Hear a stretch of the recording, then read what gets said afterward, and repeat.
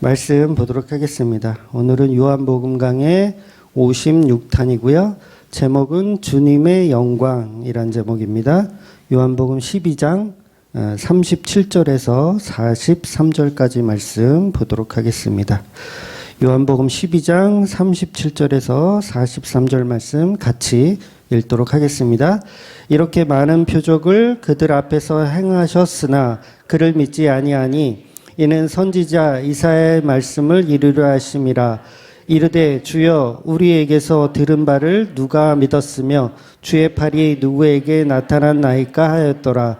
그들이 능히 믿지 못하는 것은 이 때문이니 곧 이사야가 다시 일렀으되 그들의 눈을 멀게 하시고 그들의 마음을 완고하게 하셨으니 이는 그들로 하여금 눈으로 보고 마음으로 깨닫고 돌이켜 내게 고침을 받지 못하게 하려 함이라 하였음이더라. 이사야가 이렇게 말한 것은 주의 영광을 보고 주를 가리켜 말한 것이라. 그러나 관리 중에도 그를 믿는 자가 많되 바리새인들 때문에 드러나게 말하지 못하니 이는 출교를 당할까 두려워함이라. 그들은 사람의 영광을 하나님의 영광보다 더 사랑하였더라. 아멘. 네, 지난주까지 본문까지 예수님의 공식적인 어떤 이제 외부 사역은 이제 끝이 났어요. 이제 제자들과 따로 이제 시간을 이제 마지막 며칠밖에 안 남았거든요. 이제 예수님 십자가에 달리실 때가 다 다가왔어요. 성경상으로 이제 12장이고 아직도 갈 길이 먼 것 같지만 이제 날짜로 보면 이제 며칠 남지 않은 겁니다. 그래서 예수님은 제자들만 따로 데리고서 이제 복음을 정확하게 좀 더 깊이 있게 이제 설명해 주는 그런 내용들을 다루고 있는 거예요. 그리고 이제 십자가에 달려서 죽으시는 거죠. 그래서 이제 남은 며칠 동안 무엇에 대해서 예수님 말씀하시냐면 거의 대부분 성령에 관해서 설명을 해주세요. 그러니까 다른 얘기보다도 성령에 관해서 설명을 해주십니다. 그 이유는 뭐냐면 이제 조금 있으면 예수님께서 십자가에 달려서 죽으시거든요. 그러면 그걸 많은 사람들은 이제 실패로 보잖아요. 우리 스승님이 이루어내지 못하고 뭔가를 해내지 못하고 돌아가셨구나, 실패하셨구나 라고 생각했을 때 성령이 오셔야 그걸 실패가 아니라 승리임을 알게 되거든요. 그래서 예수님은 계속해서 제자들에게 따로 외부 사역은 이제 하지 않으시고 제자들에게 성령에 관한 이야기를 앞으로 쭉 해 나가실 겁니다. 그래서 제자들이 보는 눈앞에서 예수님이 끌려가시잖아요. 그리고 고초당하는 모습을 몇몇 제자들은 다 직접 눈으로 확인합니다.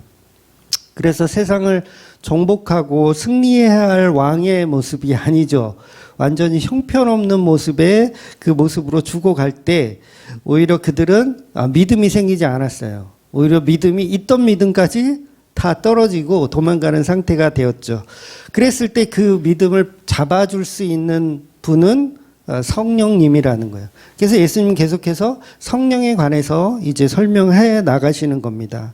그래서 예수를 믿으면 우리가 복을 받는다고 보통 이제 생각해서 이제 교회에 처음 나오기 시작하잖아요. 그런데 안 좋은 일이 오히려 많이 생기지 않나요? 저는 그랬던 것 같은데 오히려 안 좋은 일이 생겨서 믿음이 생기는 게 아니라 이건 믿음에서 떠나게 생기게 되더라는 거죠. 그랬을 때 그걸 붙잡아 줄 수 있는 분이 바로 성령님이기 때문에 예수님은 계속해서 그 십자가와 성령님에 관해서 설명을 해 주시는 겁니다. 그래서 성도들은 그 십자가라는 진정한 승리 때문에 모여서 예배하고 예수님을 기다리고 계속 믿고 따를 수가 있더라는 거죠. 그래서 지난주 말씀에서 분명히 예수님은 인자가 들려야 하리라는 말씀을 하셨지만 제자들은 아직까지 그게 어떤 복음인 줄을 몰라요. 알아보지 못하는 거죠. 그러니까 인간들은 자기가 듣고 싶은 것만 듣는 습성이 있거든요. 이거는 뭐 어떻게 해결할 방법이 없는 거예요. 그러니까 예수님의 말씀을 본질로 이해하지 못하고 자의적인 해석을 하기 때문에 인자가 들려야 한다라는 복음을 알아듣지 못하더라는 거예요.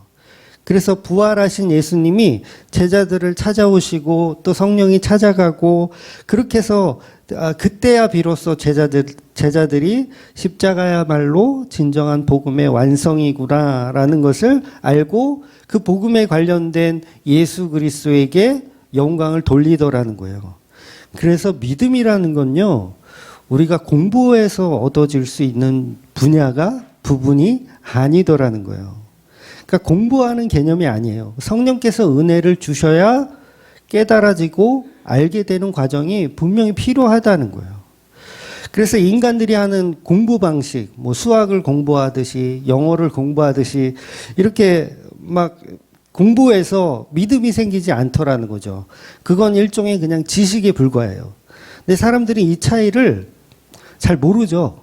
내가 이게 지식적으로 알고 있는 건지 정말 믿음인지 막 헷갈릴 때가 있어요. 물론 말씀을 이해하고 복음이 들어오려면 공부하는 어떤 그런 과정이 필요하긴 해요. 그건 말 그대로 그냥 과정일 뿐이지 그 자체가 믿음이 있다라고 볼 수는 없는 거죠. 그러니까 지금 제자들이 예수님의 십자가 앞에서 도망가는 이유가 뭐예요? 믿음이 없는 거예요. 뭐만 있어요? 지식만 있는 거예요. 지식. 예수는 어떤 분일 거라는 지식. 그래서 복음을 지식적으로만 이해하잖아요. 그러면 꼭 딴소리를 해요. 예. 꼭 끝에 가서 딴소리를 합니다. 그러니까 예수님이 이제 부활하셔가지고 이제 찾아오시잖아요. 그래서 십자가 복음을 다시 설명해 주시잖아요. 이 십자가야말로 진정한 승리임을 다시 설명해 주셔요. 근데 성령 못 받으면 어떻게 된다고요? 그러면 예수님, 알았고요. 왕은 언제 되실 거예요? 임금은 언제 되실 거예요? 이렇게 또 다른 소리를 하더라는 거예요. 그러니까 언제 저 총리시켜 주실 거예요? 부활하신 이후에도 여전히 누가 그런다고요? 저와 여러분이 그런다고요. 복음을 아무리 들어도 뭐 3년을 듣고 5년을 듣고 들어도 끝에 가서 또 딴소리예요. 도대체 복은 언제 받는 거야? 이러면서. 그래서 결국은 믿음까지도 은혜였구나로 가셔야 된다는 거예요. 그래서 아무리 정성을 쏟아서 설교를 준비해도 소용이 없구나. 이거 못 알아듣고 있었구나. 그래서 오늘도 반드시 은혜로 주시는 성령의 임재가 필요하다는 겁니다. 왜냐하면 복음은 방언이라고 했잖아요. 누구나 알아들을 수 있는 말이 아니라 정해진 사람만 알아듣는 말이라는 거예요. 그래서 지난주 말씀 마지막 절에 보면 이런 말씀이 있어요. 예수께서 이 말씀을 하시고 그들을 떠나가서 숨으셨대요. 예수님이 숨으셨대요. 왜 이렇게 기록하고 있죠? 이제부터는 복음의 문을 닫아버리는 거예요. 외부 사역을 안 하는 겁니다. 복음의 문 닫아버리는 거예요. 제자들하고만 이야기하면서 그 복음을 열 수 있는 유일한 방법은 오직 성령님임을 이제 말씀하시는 거죠. 그래서 복음의 더 구체적인 이야기들, 온전한 비밀로 예수님께서 혼자 이루어 가시는 거기 때문에 어차피 복음은요, 예수님이 혼자 하셔야 되거든요. 우리 인간들이 도와주는 방식이 아니에요. 그런 인간의 해석으로는 절대 가지 않는 게 복음이라는 거죠. 현재 본문 속에서 유대인들은 제자들을 포함해서 마찬가지죠. 예수님이 십자가 복음을 전해도 들을 기가 아직 없기 때문입니다. 제자들도 성령의 임재에 관해서 들을 뿐이지 지금 그 성령이 나중에 오셔야 비로소 복음을 이해하게 되거든요. 그러니까 저와 여러분도 예수님이 왜 십자가에 죽었는지 그걸 우리의 능력으로는 알아먹을 수가 없더라는 거예요. 그래서 왜 예수님이 인자가 들려야 하리란 말씀을 하셨는지, 왜 예수님이 마귀의 모습인 뱀으로 죽어야 하셨는지, 예수님은 모세가 들었던 그 놋뱀, 광야에서 들었던 그 놋뱀으로 죽어야 하는지 지금은 아무도 이해를 못하는 거예요. 제자들조차도 이해를 못해요. 성령이 오셔야 이해를 하는 겁니다. 그러니까 예를 들면 이런 거예요.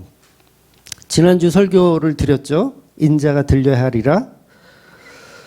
그러면서 이제 어떤 분이 설교를 듣고 자기네 교회에 가서 자기 교회 목사님한테 이제 물어보는 거죠. 목사님, 예수님이 마귀가 돼서 죽으셨대요. 맞습니까? 이렇게 물어보면 그 목사님 뭐라 그럴까요? 도대체 무슨 얘기냐고. 예수님 왜 마귀냐고. 저기 주만교회 이혜원 목사는 예수님이 마귀가 되어서 죽으셨다는데요. 그럼 뭐예요? 어떻게 되는 거예요?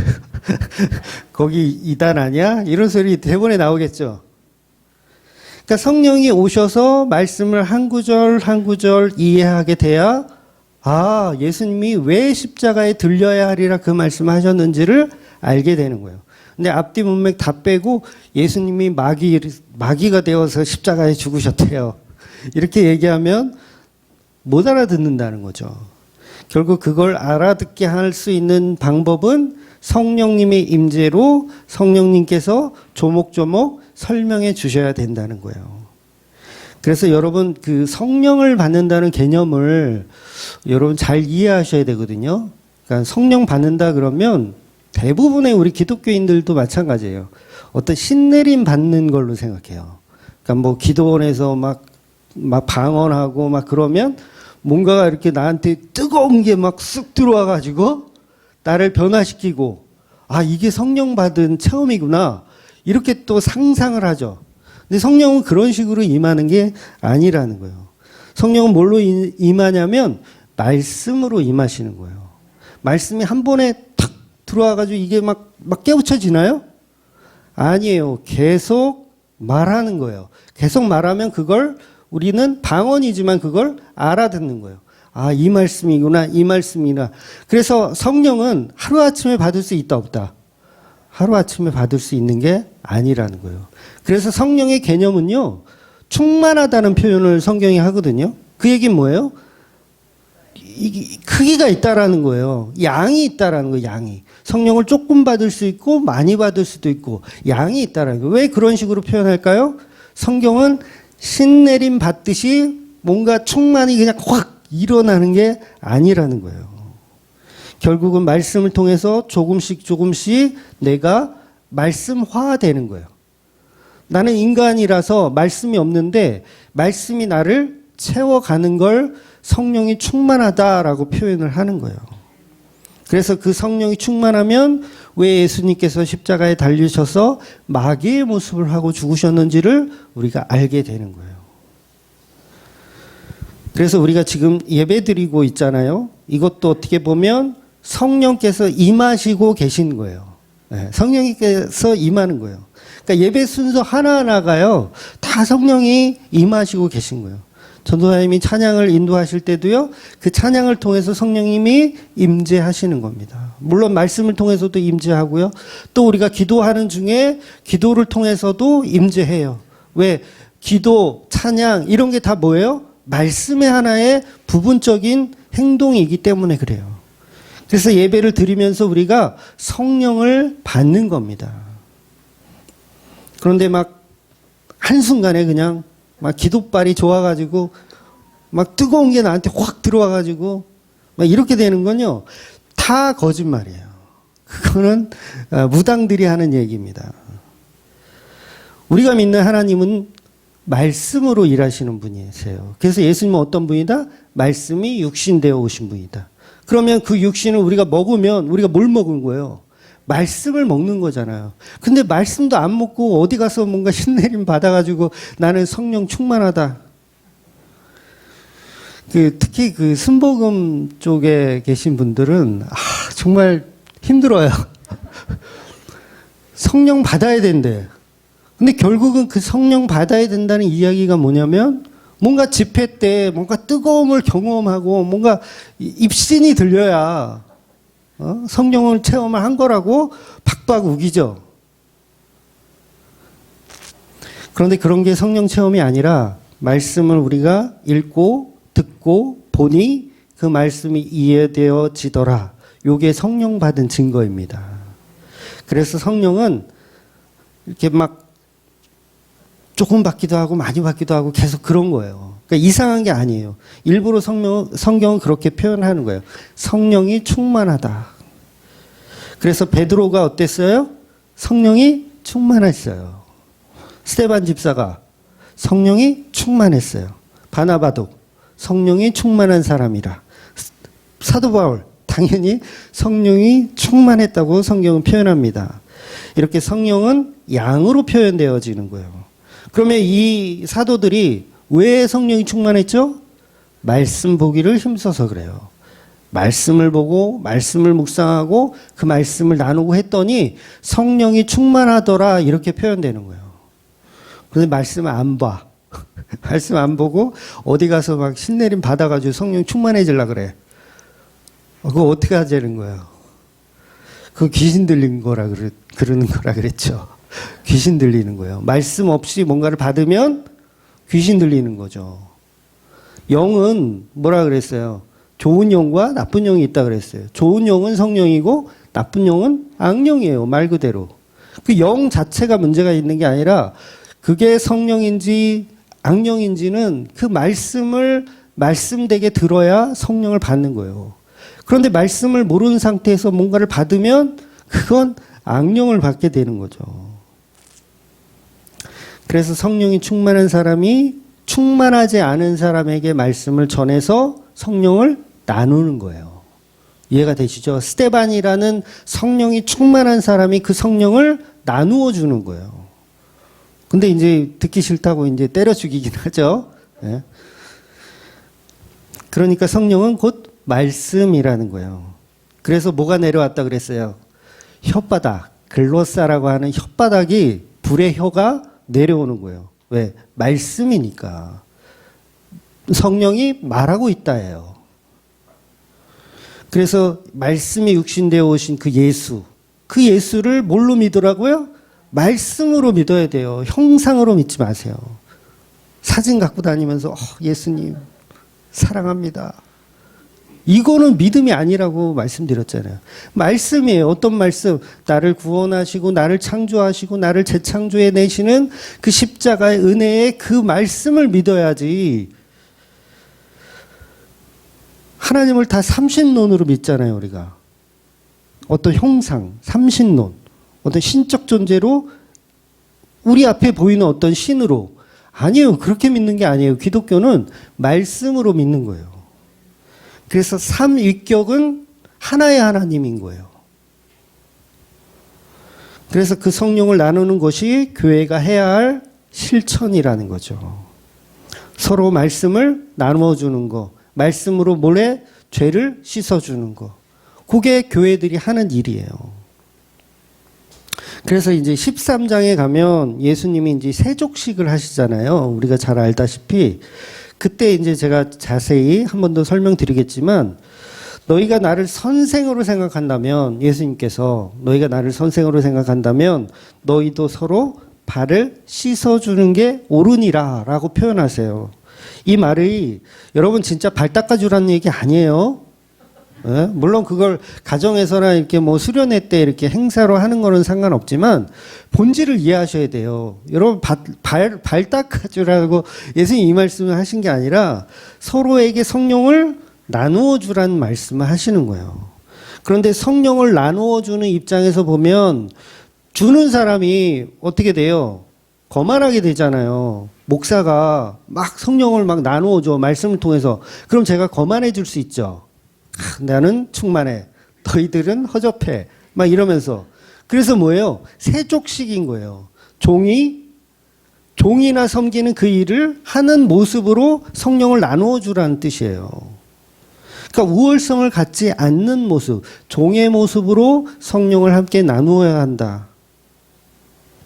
그래서 서로가 서로에게 복음, 즉 성령을 함께 나누어 주라는 말씀을 예수님께서 하시는 겁니다. 근데 우리는 복음 좀 안다고 해서 어떻게 하죠? 잘난 척하는 도구로 쓰시죠. 넌 그것도 모르냐? 예수님이 노뱀인데 너 그거 모르지? 예수님 마귀로 죽으셨어. 너 그 복음 모르지? 막 이러는 도구로, 잘난 척하는 도구로. 물론 제가 가장 큰 문제지만요.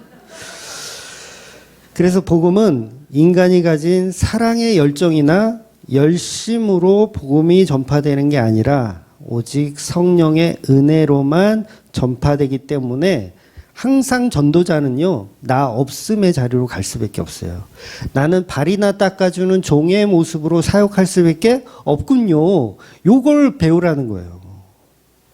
그래서 내 공로 없습니다. 내가 비록 성령이 충만하여 여러분에게 말씀을 함께 나누지만 내 공로가 없습니다. 저는 발이나 닦아주는 그런 존재일 뿐입니다. 라는 모습으로 너희 사도들은 그렇게 가야 한다라고 예수님이 말씀을 해주시는 거예요.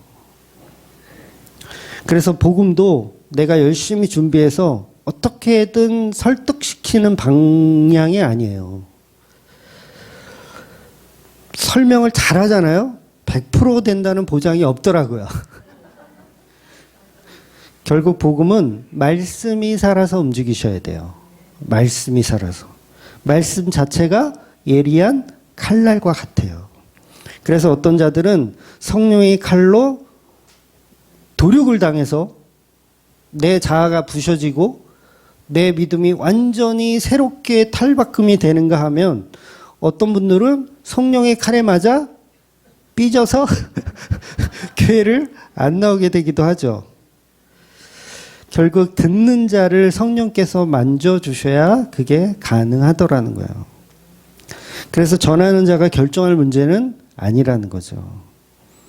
그렇다고 전도를 대충 하라는 얘기 아닙니다. 뭐 설교 준비를 대충 하라는 얘기도 아니에요. 성령 받으면요, 절대로 대충 할 수가 없더라고요. 제가 뭐 받아서 하는 얘기인데요. 대충 할 수가 없어요. 왜냐하면 그 성령의 은혜를 너무너무 알기 때문에 대충 할 수가 없더라고요. 그러니까 어떤 목사들은 그러더라고요. 성령 받으면 성령이 알아서 하니까 설교 준비 같은 건 할 필요도 없대요. 진짜 그런 목사들이 있어요. 그리고 기도만 해요. 목사가 하루 종일 설교 준비를 안 하고 하루 종일 기도만 해요. 그러면 또 그걸 좋아하는 성도들도 있어요. 우리 목사님은 이 지식적인 것보다는 영성이 하루에 8시간씩 기도하시는 우리 목사님. 그러면서 설교 준비를 안 하니까 강단에 올라가서 이제 성경책을 아무데나 탁 펴. 오늘 말씀은 이사야서 53장입니다. 이러면서 그거에 대해서 막 주저리 설교를 해요. 그러니까 제비뽑기를 하는 거죠. 말씀을 그날 제비뽑기 하는 거. 여러분, 이거는 무당들이 하는 짓이에요. 이건 무당들이 하는 겁니다. 복음 전파나 성령의 충만은 어떤 영성으로 하는 게 아니라 성령 자체가 이끌어 가시는 방법이기 때문에 그 성령의 은혜를 받은 자는 말씀을 연구하고 그 말씀을 함께 나누는 것을 기쁨으로 여기게 되는 거예요. 그래서 더 열심히 성경을 볼 수밖에 없고요. 더 열심히 연구할 수밖에 없습니다. 여러분이 누군가에게 전도를 하고 싶다? 근데 잘 모르겠다? 그러면 어떻게 돼요? 자꾸 공부하게 되죠. 목사님, 이럴 때는 어떻게 해야 되나요? 이럴 때, 이번 설날 때도 그랬잖아요. 설날 때, 우리 가족 모임이 있는데 예배를 드려야 되는데 무슨 말을 해야 될지 모르겠어요? 이렇게 물어보시기도 하면서, 이렇게 뭐예요? 그게 뭐예요? 은혜 받은 거예요.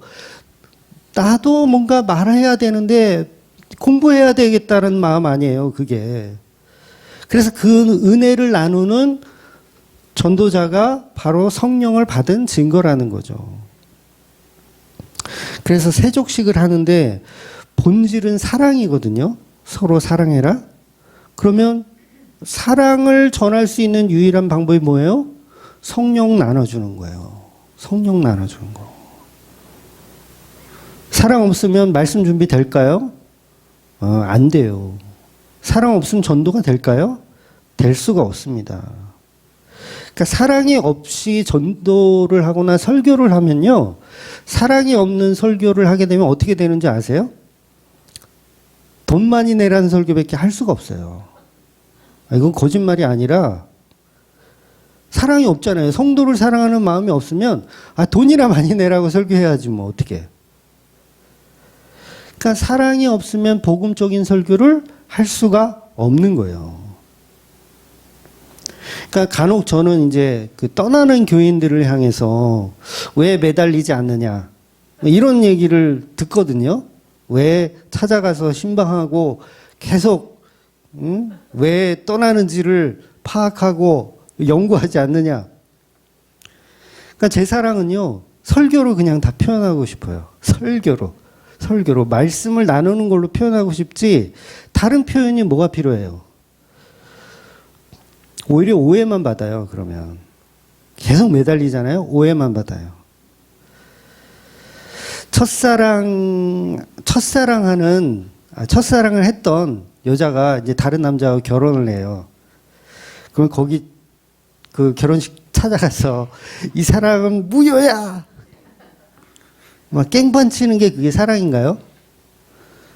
있을 때 최선을 다하는 게 사랑이잖아요. 그렇지 않나요? 사귀고 있을 때 최선을 다해야지 끝났으면 끝인 거예요. 그거 어떻게 해, 그걸. 그래서 복음이라는 것은 감추인 보화와 같다고 하잖아요. 알아보는 사람만 알아볼 수밖에 없는 거예요.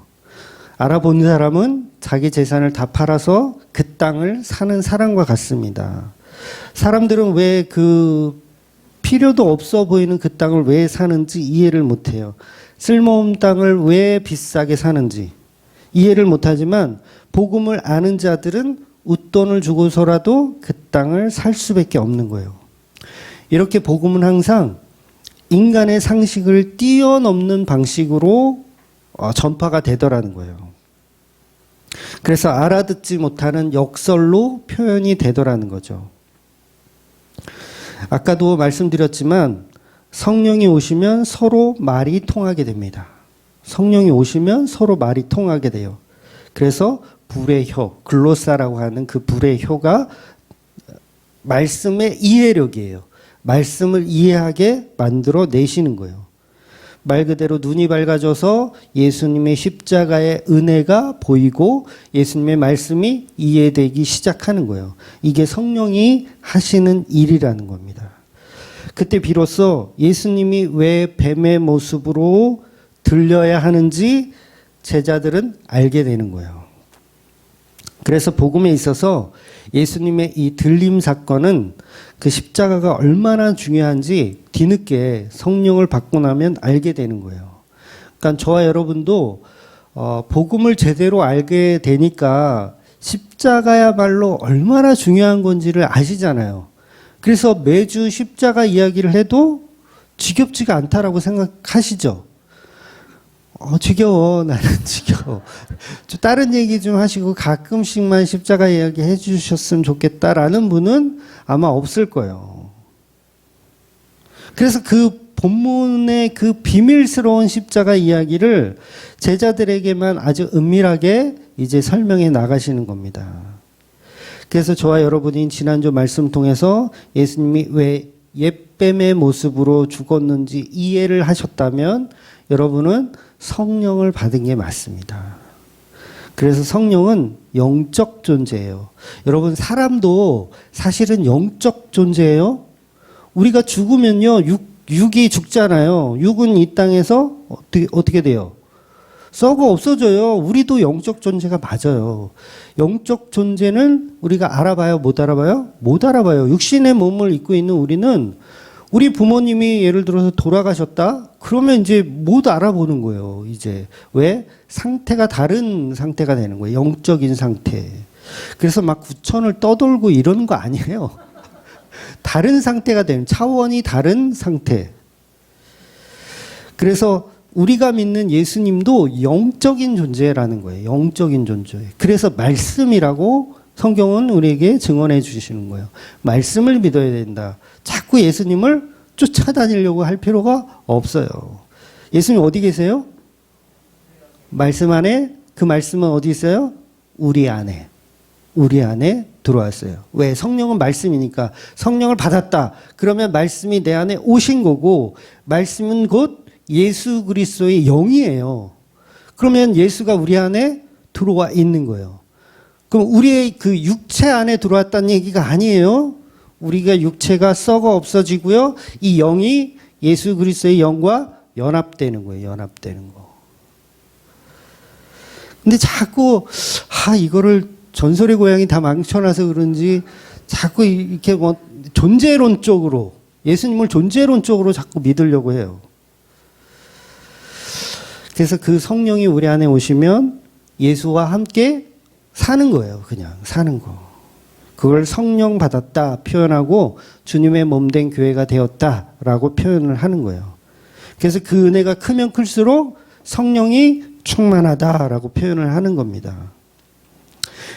그래서 성령이 충만하면 그때부터 이제 자기 부인이 일어나는 거예요. 왜냐하면 내 안에 나는 죽고 예수로 살기 때문에 자기 부인이 일어나는 거예요. 그 자기 부인이 자꾸 안 되면 뭐가 없는 거예요? 말씀이 없는 거예요. 말씀이. 아직도 멀었구나. 말씀을 더 먹어야 되겠구나. 그래서 더 살찌우자. 말씀 더 먹어야 된다. 이렇게 생각을 하셔야 되는 거예요. 그래서 이사야서에서 제단의 불이 이사야 입술에 대잖아요. 오늘 본문에도 이사야를 표현하고 있는데 이사야가 그러고 나서 복음을 전하잖아요. 내 입술이 사라지고 무슨 입술이 남은 거예요? 드려진 입술만 남는 거예요. 이게 뭐예요? 불로 지졌다는 건 제물로 드려졌다는 뜻이거든요. 제물은 태워서 드리니까 불에 지졌다는 건 내 입술이 사라진 거예요. 제사함을 뜻하고 이제는 내가 내 입술을 주장하지 못하게 되는 상황인 거예요. 그래서 이사야는 그때부터 나를 주장하는 게 아니라 하나님의 말씀을 전하기 시작하는 거예요. 그래서 그 입에서 이제는 뭐가 나와요? 성령의 말이 나오는 거예요. 그 전에는 뭐가 나왔냐면 마귀의 말이 나오는 거예요. 마귀의 말. 우리의 생각, 인간의 생각의 말이 나오는데 그 입술을 숯불로 지져버리고 이제는 성령의 말만 하게 되는 거예요. 그래서 복음 전도자는 자기 말을 하는 게 아니라 받은 말씀을 전하는 사람들입니다. 그래서 저도 설교를 할 때 제가 하고 싶은 말을 하지 않아요. 제가 하고 싶은 말. 그러니까 제가 하고 싶은 말도 있거든요. 예를 들면 이런 거죠. 하나님은 사랑이시라 지옥 같은 건 없을 것 같아요. 그렇잖아요. 지옥 같은 거 없을 것 같지 않아요? 우리가 솔직히 인간적으로 생각하면 없을 것 같죠. 그런데 성경은 아니라고 하니까 내 말을 말할 수가 없어요. 그리고 그 성령이 나를 장악하기 때문에 지옥은 없다라는 이야기가 틀렸음을 인정하게 되는 거예요.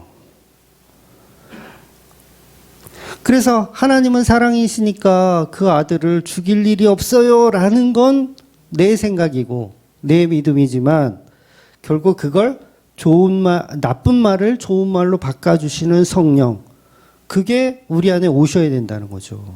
그래서 우리 인간들은요, 착하게 살면 복 받는 거, 구제 봉사 많이 하면 천국 가는 거, 요걸 맞다라고 생각하잖아요. 우리 인간적인 모습으로 보면.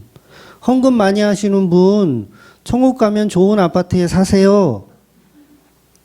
이거 뭐 그럴듯한 얘기잖아요. 내 생각도 동일했었잖아요. 우리가 처음에는. 동일하지.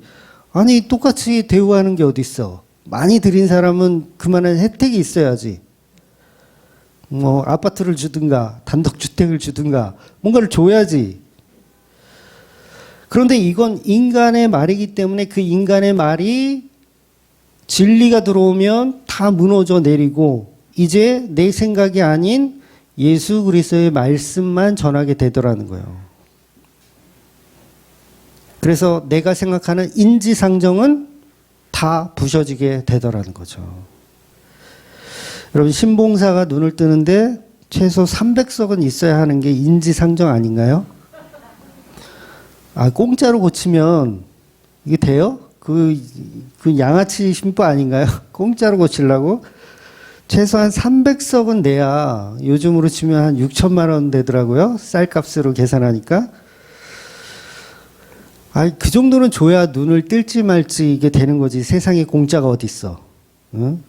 요게 종교적인 말이고 요게 인지상정인데 성경은 그렇게 얘기하고 있지 않더라는 거죠. 인간은 전적 타락과 자기 힘으로 구원이 불가능하다. 그런데 값없이 주어지는 은혜를 설명하더라는 거예요. 공짜다. 300석이 필요 없다라고 설명하더라는 거예요. 그런데 이 말씀이 믿어지는 사람들이 있더라는 거죠. 그래서 결국 그 사람들이 성령을 받은 사람들이에요. 성령을 안 받으면요, 이해를 못 해요. 아니 300석을 내야지 공짜가 어딨어가 성령 안 받은 사람들은 그렇게 생각하더라는 거예요. 근데 아직도 교회 안에도요, 성령을 못 받아가지고 모든 걸 세상의 논리로 교회도 운영하려고 하는 사람들이 너무 많이 있어요. 물론 우리 안에도 그게 불쑥불쑥 튀어나오죠. 그러니까 어떤 분은, 이건 좀 개인적인 얘기인데, 누구누구는 왜 헌금도 안 내면서 밥을 먹어요? 이런 얘기를 이렇게 교회에서 돌잖아요. 우리 교회는 뭐 없지만 그런 얘기가 도는 교회가 있더라는 거예요. 누구누구는 헌금도 안 하면서 왜 밥을 먹어요? 이런 식으로. 그러니까 이게 뭐예요? 인지상정, 인간들의 논리. 그런데 복음 안에서는 그게 없어. 모든 게 다 은혜로 주어지더라는 거예요. 그러니까 그 말을 할 수 있는 사람들이 뭐예요? 성령 받은 사람들. 그래서 초대교회 안에서 그 일이 일시적으로 일어나는 거예요. 모든 사람들이 물건을 통용하지만 뭐 너가 크냐 내가 작냐 이런 사람들이 없는 거예요. 누가 많이 냈냐 누가 적게 냈냐 그런 사람들이 없어요. 그래서 제단 숯불에 입술이 찢어지면 저와 여러분의 그 마귀적인 말이 이제 성령의 말로 바뀌더라는 거죠. 그래서 당신과 나는 불순종한 전적 타락에서 이제는 성령의 말만 전하는 자가 되더라는 거예요. 그래서 그렇게 되면 어떻게 되냐면 지옥 가도 마땅합니다라는 표현을 할 수밖에 없게 되더라는 거예요. 지옥은 반드시 있습니다. 이렇게 말하게 되더라는 거죠. 그래서 신봉사가 300석에 눈을 떠야 된다는 논리를 교회에서 펼치면 그 교회는 사기꾼들이 모인 교회인 거예요.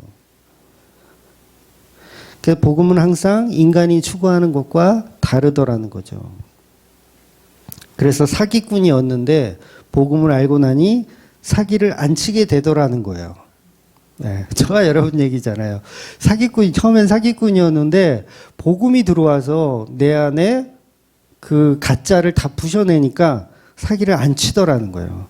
그걸 성령 받은 자라고 하고 예수님의 영광을 아는 자라고 표현하는 겁니다.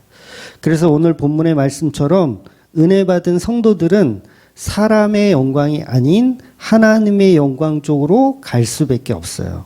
그래서 성령을 받으면 저와 여러분의 입술이 찢어져서 인본주의가 아닌 신본주의가 나올 수밖에 없게 되는 거예요.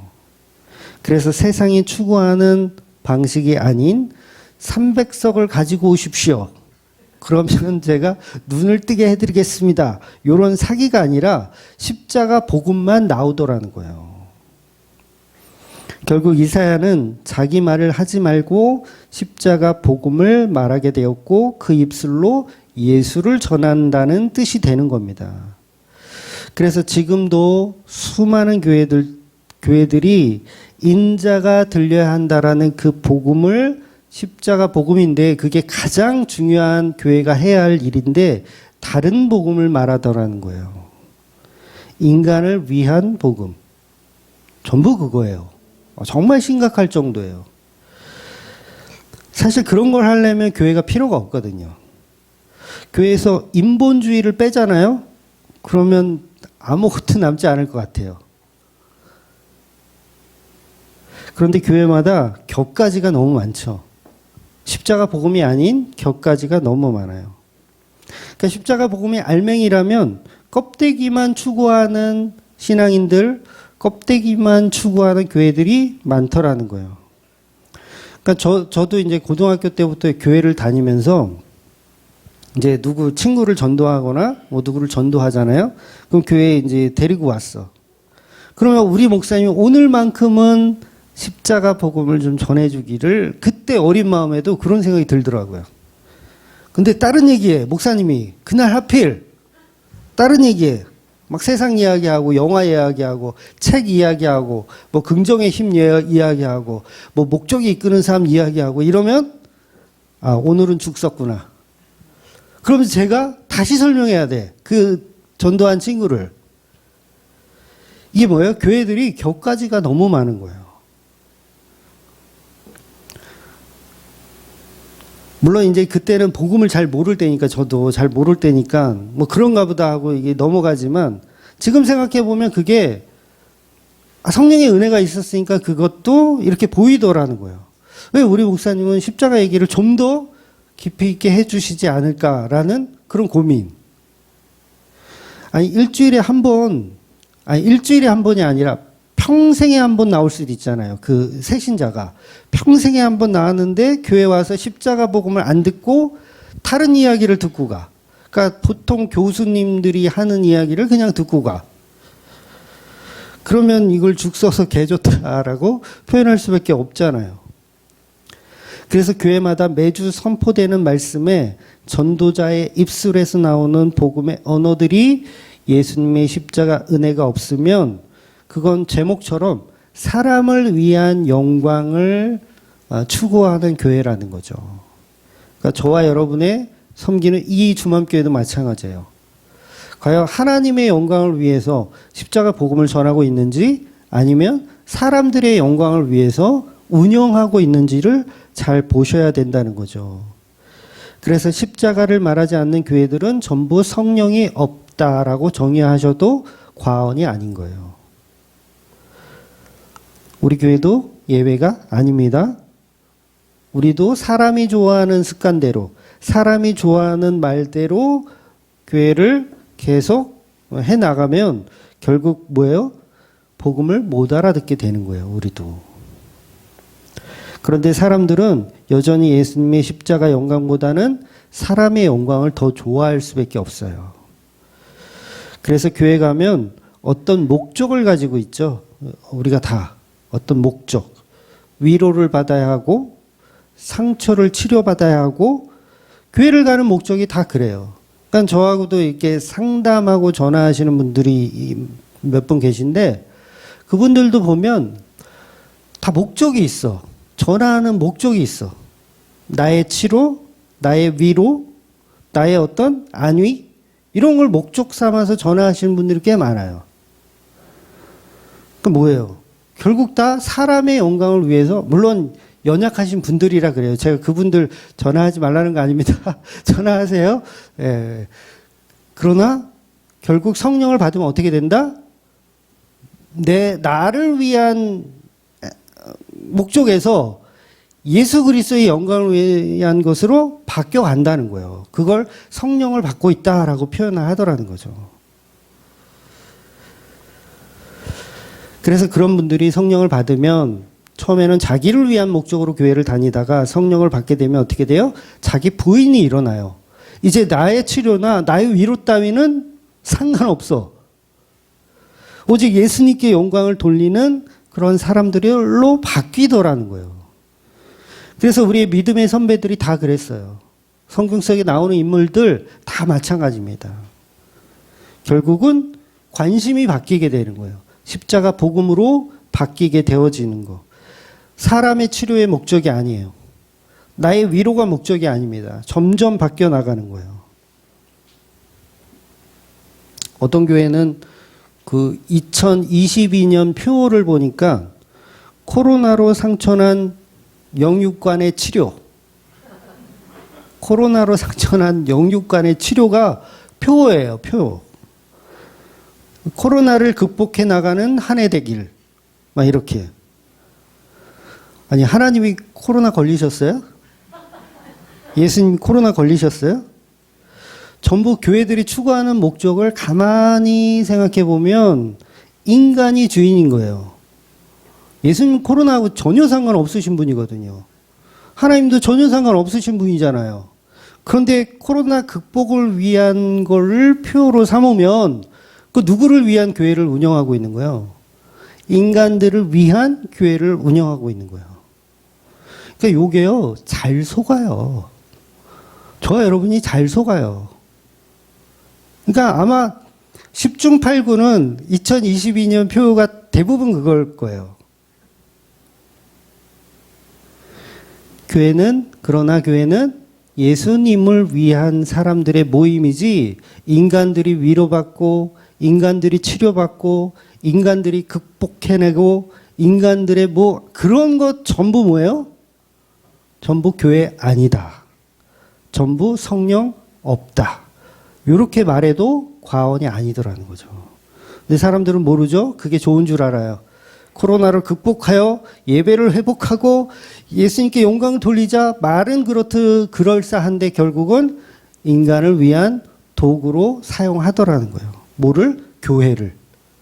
교회를 인간을 위한 도구로, 예수를 인간을 위한 도구로 사용하더라는 거예요. 그러니까 교회라는 이름으로 예수님의 십자가 복음을 예배하는 단체가 아니라 거기 모인 사람들은 다 인간들을 예배하고 있는 거예요. 너를 예배하고 너를 예배하고 우리가 주인이 되자. 정말 어이없는 짓을 우리가 하더라는 거예요. 그래서 우리 마음속에 그런 마음이 혹시 있더라도 우리는 계속 그걸 내려놓아야 돼요. 내 치료가 중요하지 않습니다. 나의 위로가 중요하지 않습니다. 나는 죄인이라서 그것도 버거운 존재입니다. 그저 예수님만 영광되기를 원합니다라는 쪽으로 가는 사람들이 예배자이고 그 사람들이 성도라는 거예요.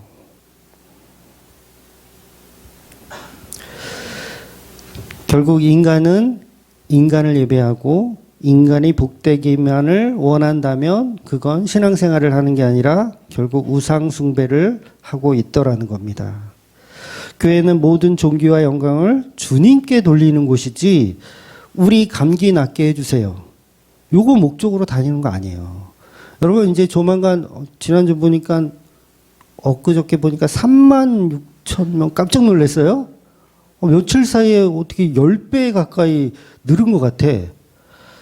그 정부가 뭐라고 내놨냐면 이제 계절 독감으로 바꾸겠다. 검토 중이다. 또 이러고 있더라고요. 그럼 뭐예요? 지난 2년 동안 독감 가지고 우리 여태 이거 고민하고 그 수천억을 쏟아붓고 있었던 거예요? 어떻게 막아요, 그걸? 감기면 그걸. 결국은 뭐예요? 다 인간을 위한 방법으로 가더라는 거예요. 교회도 마찬가지죠. 감기 낫게 해주세요. 코로나 물러가게 해주세요. 전부 인간을 위한 도구로 하나님을 끌어다가 사용하고 있더라는 거죠. 그러니 복음이라는 것이 이렇게 엄청 쉬운데도 못 알아듣는 사람은 못 알아듣는다는 거예요. 늘상 우리는 예수를 이용해서 우리의 것을 충족하고 있는데 거기서 빠져나와야 하는데 그 빠져나오기가 힘들더라는 거죠. 그래서 이 세상은요, 제가 간혹 말씀드리지만 좀비 세상인 것 같아요, 진짜. 좀비 세상. 그러니까 맹목적으로 나 살기 위해서 상대방을 뜯어먹는, 상대방, 여기서 상대방이라고 하면 우리 이웃도 있겠지만 하나님도 마찬가지예요. 하나님도 뜯어먹고 예수님도 뜯어먹고 맹목적으로 나 살기 위해서 각종 신을 갖다가 다 앉혀놓고 뜯어먹는 거죠.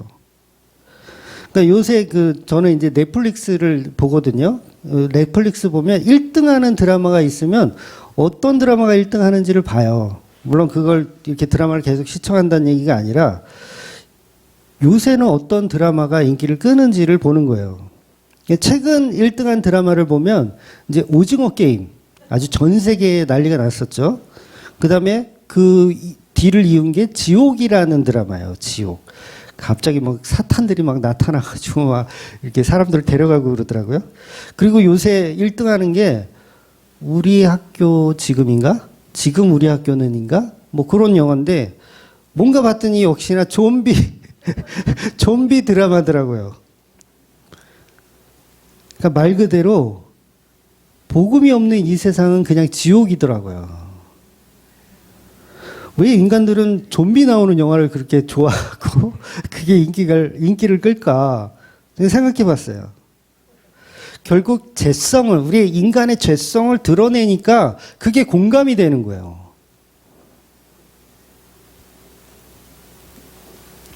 그러니까 사람들은 죄를 좋아하더라는 거예요. 뜯어먹고 막 이러는 거. 아, 좋아, 씨. 다 뜯어먹어, 씨. 응? 나 살기 위해서. 그러니까 설교를, 하나님의 말씀을, 우리가 다 피조물인데 하나님의 말씀을 유튜브에 올리잖아요? 그럼 몇 명 안 보죠? 근데 막 좀비 나오는 거는 올리잖아요? 와, 조회수가 막 100만 건, 200만 건, 300만 건 막 올라가요. 왜 그래요? 좋아하는 거예요, 그걸. 왜? 우리의 죄성을 그대로 적나라하게 표현해 주거든요. 거기서 뭘 느껴요? 희열을 느끼는 거야. 뜯어먹으면서. 그러니까 현실적으로는 불가능한 일이잖아요. 남을 어떻게 뜯어먹어요. 그런데 막 영화 속에서 막 대신 만족을 해주는 거야. 막 뜯어먹어. 막 수학 선생도 뜯어먹고, 영어 선생도 뜯어먹고, 와, 이 스트레스 막 공부하느라 막 지친 영혼, 다 뜯어먹고, 다 학교 다 불태워버리자. 다 죽여버리자. 이런 마음. 예수가 없는 사람들은 그런 마음 다 있어요. 야, 전쟁이나 나서 싹 다 죽어버려라. 그런 마음이 실제로 있기 때문에 그런 영화가 인기를 끄는 거예요. 실질적으로는 그럴 수는 없으니까 영화 속에서라도 이 전부 다 좀비 되어서 아주 세상을 아주 인간의 죄성을 표현하니까 그런 드라마가 성공을 하고 계속 그런 드라마만 또 찍더라고요. 가만히 보니까.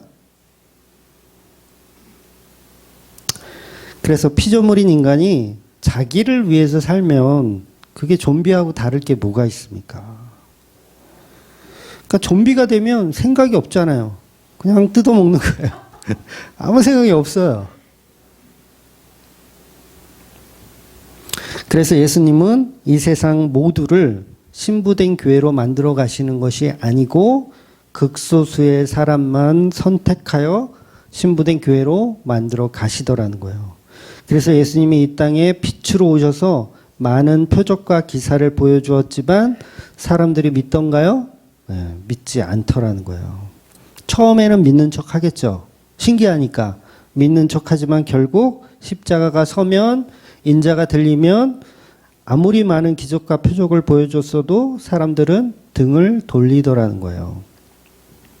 그래서 복음은 선택된 소수의 사람들만 믿게 되고 대부분은 예수를 믿지 않게 되더라는 거예요. 그래서 기적을 보고 믿는 사람들, 그 사람들 치고 오래가는 사람들을 제가 못 봤어요. 뭔가 신비한 거 체험하는 사람들 있잖아요. 기도원에서 막 뭐 신비한 체험을 했다. 뭐 방언을 받았다. 뭐 예언을 받았다. 오래 가는 사람을 못 봤어요, 제가. 그래서 오늘 본문 41절에 보면 옛 선지자 이사야에 관한 이야기가 등장하면서 뭐라고 성경이 기록하냐면 그들은 눈이 멀었기 때문에 복음을 보지 못하고 마음이 완고하여 진리가 와도 그 진리를 알아보지 못한다고 표현을 하는 거예요. 여러분, 왜 복음이 안 들리죠? 우리가 당연히 성령을 안 받았기 때문이고 자기 복음이 있기 때문에 그래요. 내가 복음이다. 내가 복음이다. 이것 때문에 안 들리는 거예요. 내가 살아온 인지상정, 내가 추구하는 인격, 이런 것 때문에 복음이 안 들리는 거예요. 자기가 배웠던 유대적 사고, 철학적 사고, 종교적 사고들이 십자가의 피를 진리로 믿지 않게 되더라는 거예요. 오죽하면 하나님이 이사야를 통해서 예언까지 하시면서 그들은 들어도 듣지 못할 것이라고 말씀을 할 정도니 인간이 가진 자기 영광, 자기 사랑 때문에 복음이 들리지 않는 거예요. 그래서 우리는 모든 성경은 인간의 영광을 위한 책이 아니고 예수님의 영광을 위한 책이라는 아주 기본적인 자세부터 바꾸셔야 돼요. 오늘 본문은 지난주에 이어서 굉장히 어려운 말씀이에요. 지난주도 어렵잖아요. 예수님이 마귀로 죽으셨다. 이 설명을 하기 위해서 얼마나 제가 고민했겠어요. 힘들죠. 그런데 오늘도 사실 마찬가지예요. 어려운 본문이에요. 누구는 구원하고 누구는 못 듣게 하신다. 누구는 선택하고 누구는 유기한다. 그 말이잖아요. 그래서 토기장의 비유가 나온 이유가 뭐예요? 요거 설명해 주기 위해서 나온 거거든요. 하나님 마음이다. 하나님 마음이다. 그런데 이걸 단순히 하나님 마음이다라고 치부하고 넘어갈 일은 아니에요. 왜 그 지경까지 되었는지를 우리가 봐야 된다는 거죠. 왜 하나님이 토기장의 비유를 통해서 이 선택과 유기를 설명해야 하는지, 왜 그 지경으로 만들어 놨는지를 우리는 봐야 된다는 거예요. 여러분, 누군가를 전도하려고 하는데 복음이 안 들려요? 그러면 이건 하나님이 못 듣게 하시나 보다 하고 넘어갈 일이 아니고, 우리 그렇게 넘어가고 끝내잖아요. 하나님이 안 듣게 하시네. 다음에 다시 하지 뭐. 이게 넘어갈 일이 아니라 인간이 이만큼 타락했구나를 보셔야 된다는 거예요. 인간은 이렇게 악마적이구나라는 사실을 보셔야 된다는 거예요. 사실 따지고 보면 토기장의 비유가 생겨난 근본적인 원인은 인간의 죄 때문이잖아요. 인간이 죄를 짓고 사탄마귀가 되지 않았으면 지옥 갈 일 없잖아요. 지옥은 타락한 천사들을 위한 자리예요, 여러분. 처음부터 인간을 위한 자리가 아닙니다. 그런데 천사도 타락하면 악마가 되는 것처럼 인간도 타락하면 악마가 되는 거잖아요. 그럼 지옥 가잖아요. 그런데 그 악마들이 우리도 하나님의 피조물인데 우리를 왜 지옥에 보내냐고 따지니까 뭐가 필요한 거예요? 토기장의 비유가 필요한 거예요. 결국은 곧 따지는 그게 죄성이 있기 때문에 토기장의 비유가 필요한 것처럼 인간의 죄성을 먼저 우리가 돌아봐야 한다는 거죠. 토기장이가 그릇을 자기 마음대로 요강으로 만들든 밥그릇으로 만들든 아니면 만들어 놓고 부셔버리든 그 토기장이 마음이잖아요. 그런데 하나님이 그 토기장이가 되게 한 근본적인 원인은 인간의 죄성이라는 거예요. 인간의 타락. 그런데 여전히 그거 못 보잖아요, 우리는 또. 하나님이 은혜 주시면 구원받고 버리면 끝이야. 그냥 거기까지 딱 끝내. 근데 그걸 통해서 뭘 봐야 되냐면 인간의 죄성을 한 번 더 봐야 된다는 거죠. 그러니 지옥 가는 자들은 하나님을 원망할 이야기가 없는 것이 당연한데 원망을 계속해요. 계속. 왜 나를 지옥 보내냐고. 이미 본인들이 타락했음을 모르는 거예요. 인정하지 않는 거죠. 그 인정하지 않는다는 게 뭐예요? 인간은 타락했다라는 증거예요. 그래서 성도는 자기 죄를 알기 때문에 내가 비록 개밥그릇으로 지음을 받았어도, 깨져버리는 도자기로 지음을 받았어도 아멘으로 살아갈 수밖에 없는 거예요. 그래서 이사야가 아무리 하나님의 말씀을 전한다 하더라도 말씀을 알아듣는 것은 하나님의 이 은혜가 있어야 된다고 했을 때 그 앞에 우리는 토를 달 수가 있어요, 없어요? 없는 거예요. 근데 우리 따지죠. 왜 하나님은 누구는 유기시키고 누구는 구원시키니까?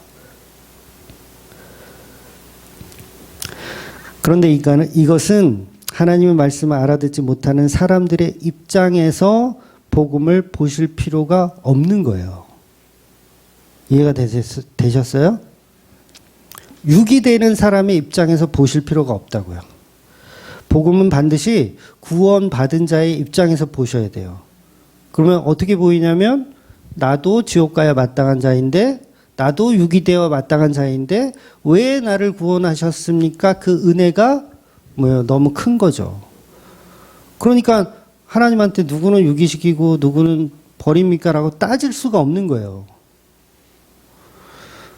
야곱을 사랑하고 에서는 사랑하지 않은 거, 그거 가지고 야곱인 우리가 따질 수가 없더라는 거예요. 왜? 나도 에서와 같은 존재니까. 나 역시 에서와 같은 존재이기 때문에 왜 나만 구원하시는지 따질 수가 없더라는 거죠. 그래서 결국 그 은혜는 십자가에 저주받은 나를 발견하지 못해서 다른 얘기를 하게 된다는 거예요. 예수님의 십자가 은혜를 전혀 이해할 수 없게 되는 것입니다. 그래서 이사야가 이렇게 말한 것은 주의 영광을 보고 주를 가리켜 말한 것이라고 말씀하시는 거예요. 결국 이사야가 본 것은 십자가의 영광을 미리 본 것이고 그것이 바로 예수 그리스도를 보았다라고 표현을 하고 있는 겁니다. 그래서 본문 41절에 보면 이사야가 이렇게 말한 것은 주의 영광을 보고 주를 가리켜 말한 것이라 이렇게 표현하고 있어요. 즉 이사야는 제단 불로 입술을 대고 나서 예수님의 영광을 보게 된 거예요. 이사야는 예수님에 관해서 말씀하고 증거했다라는 뜻이 되는 겁니다. 그래서 성경을 알고 있는 우리들은 전부 예수님에 관한 이야기로 전해야 그게 복음이에요. 우리는 성경을 통해서 예수를 전하는 것이 아니고 다른 것을 전하고 다른 것을 전하는 걸 좋아해서는 안 된다는 거죠. 그러니까 결국 성경을 이용해서 자꾸 우리의 부족함을 채우려는 어떤 그런 속셈. 그러니까 우리가 기도 한 가지만 보더라도 그렇잖아요. 기도에 대해서만 설명하려도 진짜 이 1시간이 걸리겠지만 기도하는 방법에 대해서 물어보시는 분들도 꽤 많으시거든요. 기도를 어떻게 해야 됩니까? 그러니까 사실 기도라는 단어조차도 사실은 정확하게 이해를 하고 있지 못해요, 우리가. 그래서 그런 질문을 하시는 것도 맞고요. 그러니까 기도라는 건 내가 필요한 것을 하나님께 아뢰어 간구하여 얻어내는 걸 기도라고 우리가 생각하는데 그런 방식이 아니에요. 그것은 무속신앙에서 발전해서 들어왔기 때문에 그렇게 이해하는 거예요. 그러니까 절대자에게 내가 원하는 것을 아뢰고 그걸 얻어내는 걸 기도라고. 근데 성경이 말하는 기도의 개념은 그런 개념이 아니거든요. 성경이 말하는 기도는 관계성을 먼저 얘기합니다. 관계성. 너가 나와 무슨 관계이냐? 라는 거, 그걸 먼저 이야기해요. 한 예로 요한복음 15장 7절을 한번 볼게요. 15장 7절에 보면 이렇게 써져 있어요. 너희가 내 안에 거하고 내 말이 너희 안에 거하면 무엇이든지 원하는 대로 구하라. 그러면 이루리라. 그 여기서 사람들은 뭘 볼까요? 무엇이든지 원하는 대로 구하라. 아싸, 무엇이든지 주여, 나한테 로또 1등 주시옵시고, 대학 합격 주시옵시고, 아싸, 성공하게 주시옵시고, 이러잖아요. 그러니까 무엇이든지 원하는 대로 구하라. 그걸 기도라고 생각하는 거예요. 그러니까 내용만 딱 발췌하면 그럴듯해요. 그래서 모든 소망을 이루는 도구가 기도다. 여러분 기도 안 하니까 못 받잖아. 이 옆집 철수는 벌써 기도해서 다 얻었잖아. 넌 뭐 하고 있는 거야.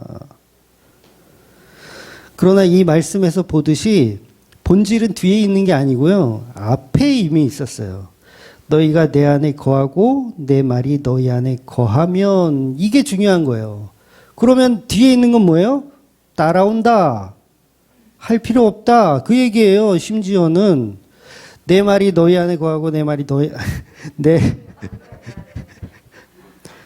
거하는 거잖아요. 서로 뭐죠? 관계가 연합되면 기도는 자동적으로 이루어지는 것들이라고 표현하는 거예요.